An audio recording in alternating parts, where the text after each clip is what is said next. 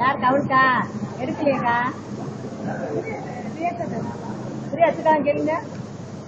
தண்ணி இருக்கா பாப்பாக்கு? தண்ணியே குடிச்சா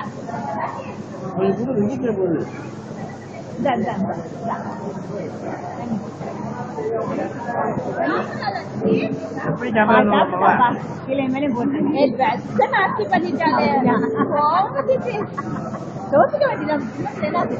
அது அவங்க என்ன பண்ண போறாங்க அதுக்கு? நிறைய தப்பிச்சு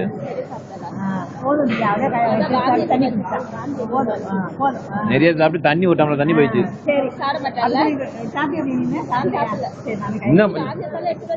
இன்னும் பசி அடங்கல, இன்னும் பசி அடங்கல.